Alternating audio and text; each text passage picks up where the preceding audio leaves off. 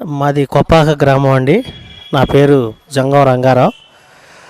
మన చింతమనేని ప్రభాకర్ గారి గురించి చెప్పాలంటే, మీరు ఇప్పుడు వచ్చారు కదా ఈ కొప్పాక సెంటర్, ఈ సెంటర్ అంతా అభివృద్ధి చేసింది ఈ సెంటర్ ఇంత విస్తారంగా ఉందంటే ఆ చింతమనేని ప్రభాకర్ గారు చేసిన అభివృద్ధి పనులే అని చెప్పుకోవచ్చు.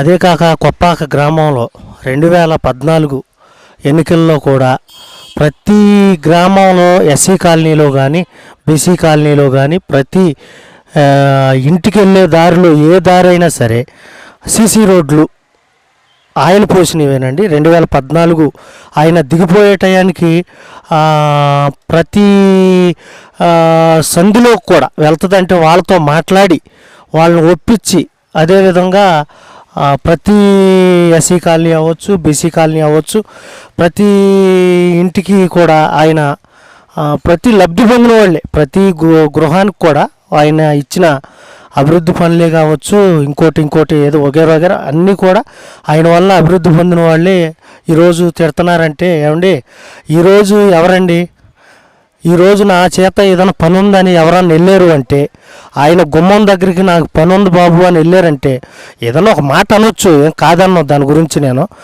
పెట్టే చెయ్యే కొట్టిందంటే కొట్టితే 10 సార్లు చూపిస్తారు, కానీ పెట్టింది ఎవడైనా చూపిస్తాడా? పెట్టింది ఎవడన్నా ఒక్కడు నాకు ధైర్యం ఉంది, నాకు పెట్టాడు, నేను చెప్పగలుగుతా, నేను గుండ్ల మీద చేసుకుని చెప్పగలుగుతా.